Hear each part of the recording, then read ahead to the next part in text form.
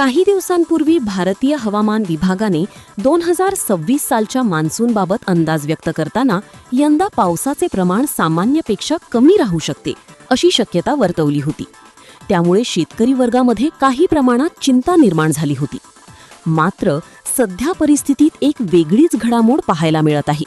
राज्यातील काही भागांमध्ये अवकाळी पावसाने जेर धरला असून अनेक ठिकाणी पिकांवर त्याचा परिणाम होताना दिसत आहे. दरम्यान European Centre for Medium Range Weather Forecasts म्हणजेच ECMWFने नुकताच मान्सून संदर्भात एक महत्त्वाचा अहवाल प्रसिद्ध केला आहे आणि या अहवालामुळे आता काहीसा दिलासा मिळण्याची चिन्हे दिसत आहेत. या अहवालानुसार यंदाचा मान्सून अपेक्षेपेक्षा लवकर येण्याची शक्यता व्यक्त करण्यात आली आहे. सर्वप्रथम अंदमान आणि निकोबार बेटांवर 18 ते 25 मे दरम्यान मान्सून दाखल होऊ शकतो. त्यानंतर पुढील टप्प्यात मान्सून केरळमध्ये सुमारे 25 मेच्या आसपास पोहोचण्याची शक्यता आहे.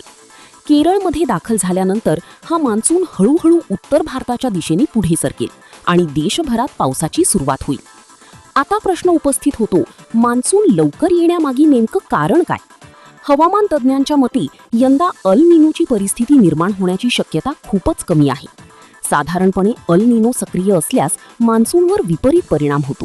मात्र यंदा ही शक्यता कमी असल्यामुळे मान्सूनला अनुकूल वातावरण तयार होत आहे. यासोबतच इंडियन ओशन डायपोल सध्या पॉझिटिव्ह स्थितीत राहण्याची शक्यता आहे. ही परिस्थिती भारतासाठी सामान्यतः चांगल्या पावसाचे संकेत देणारी मानली जाते. या दोन्ही घटकांमुळे यंदाचा मान्सून वेळेआधीच दाखल होण्याची शक्यता वाढली आहे.